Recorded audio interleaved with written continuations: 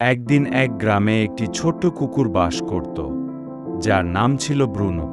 Bruno ছিল বেশ চঞ্চল ও খেলাধুলা করতে ভালোবাসত। একদিন খেলার সময় সে জঙ্গলে ঘুরতে ঘুরতে একটি মজবুত হাড় খুঁজে পেল।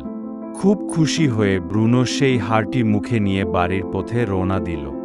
ব্রুনো হাঁটতে হাঁটতে একটি নদীর ধারে পৌঁছাল। নদীটি খুব প্রশান্তভাবে বইছিল। ব্রুনো নদী পার হতে চাইল, কিন্তু হঠাৎ সে নদীর পানিতে কিছু একটা দেখতে পেল। সে নিজের প্রতিবিম্ব দেখতে পায়। সে ভাবল, আরেকটি কুকুর তার মতোই একটি বড় হাড় মুখে নিয়ে দাঁড়িয়ে আছে। ব্রুনোর লোভ বেড়ে গেল। সে মনে মনে ভাবল, ওই কুকুরটার হাড়টা যদি আমি নিতে পারি, তাহলে আমার কাছে দুইটা হাড় হবে। আমি অনেক বেশি খেতে পারব। এই চিন্তা করে সে তার মুখের হাড়টা রেখে সে জোরে গর্জন করে আরেক কুকুরকে ভয় দেখানোর চেষ্টা করল। কিন্তু তার গর্জন শুনে নদীর পানিতে থাকা কুকুরটিও গর্জন করল, যদিও সেটি তার নিজেরই প্রতিফলন ছিল। ব্রুনো একটু বুঝতে পারল না। সে আরও উত্তেজিত হয়ে সেই হাড় ছিনিয়ে নেওয়ার জন্য নদীতে ঝাঁপ দিল। নদীতে ঝাঁপ দেওয়ার মুহূর্তে ব্রুনোর মুখের হাড়টি পানিতে পড়ে গেল এবং ডুবে গেল।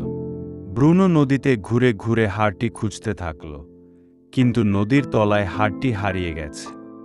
ব্রুনো হঠাৎ বুঝতে পারল যে আসলে সে ভুল করেছে। তার চোখে যে হাড়টি দেখেছিল তা অন্য কোনো কুকুরের ছিল না, বরং তার নিজেরই প্রতিবিম্ব। এখন তার কাছে কোনো হাড় নেই। যে মজবুত হাড়টি সে এত কষ্ট করে পেয়েছিল, সেটিও লোভের কারণে হারিয়ে ফেলেছে। ব্রুনো খুবই লজ্জিত হল। সে ভাবতে লাগল, যদি আমি লোভ না করতাম, তাহলে আমার হাড়টা ঠিকই থাকত। আমি অন্যের জিনিস নেওয়ার চেষ্টা না করে যা ছিল সেটি নিয়েই সন্তুষ্ট থাকতে পারতাম। সে অবশেষে বুঝতে পারল যে লোভ সবসময় ক্ষতির কারণ। নিজের ভুল থেকে শিক্ষা নিয়ে ব্রুনো ধীরে ধীরে বাড়ির দিকে হাঁটতে শুরু করল। এবার তার মন ভেঙে গেলেও সে প্রতিজ্ঞা করল যে ভবিষ্যতে সে আর কখনো লোভ করবে না এবং যা আছে তা নিয়েই সন্তুষ্ট থাকবে। এভাবেই ব্রুনো তার একটি মূল্যবান শিক্ষা পেল, লোভ করলে সব হারাতে হয়।